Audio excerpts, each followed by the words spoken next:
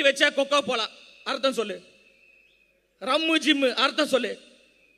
உங்க கட்சியில ஆபாசமாக நடனமாடிக்கொண்டு சினிமா பாட்டுக்கு கூத்தாடிக்கொண்டு அக்கா கனிமொழி அவர்கள் மேடையிலே பேசிக் கொண்டிருக்கின்ற பொழுது மது போதையிலே ஒரு நபர் பட்டாப்பட்டி டவுசரை போட்டுக்கொண்டு கம்பத்துல ஏறாரு.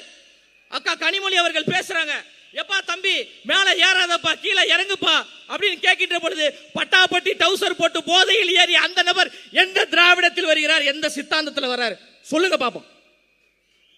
திராவிடமும் தெரியாது, ஒரு வெங்காயமும் தெரியாது. எங்களை பார்த்து என்ன கொள்கைன்னு கேட்குறீங்களா? தெம்பு இருந்தா, துணிச்சல் இருந்தா, தில் இருந்தா வாங்க பேசுவோம்.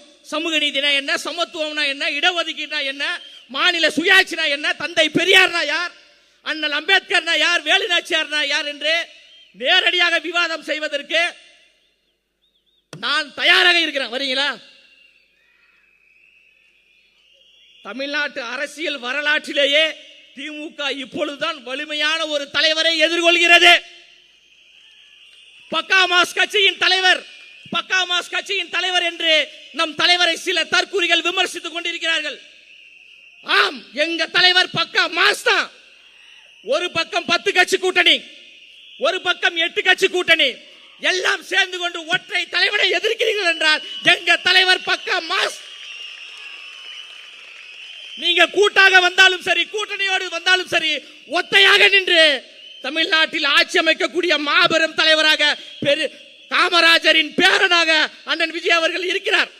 நேர்மையான ஆட்சியை, மண்ணுக்கான ஆட்சியை, மக்களுக்கான ஆட்சியை அவர் உருவாக்கத்தான் போகிறார்.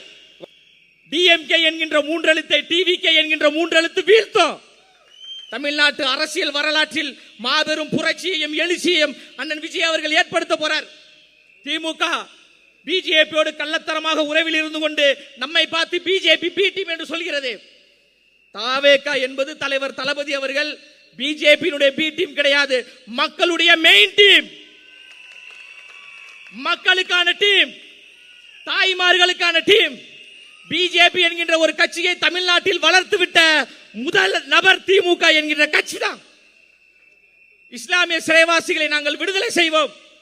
எனவே இஸ்லாமியர்கள்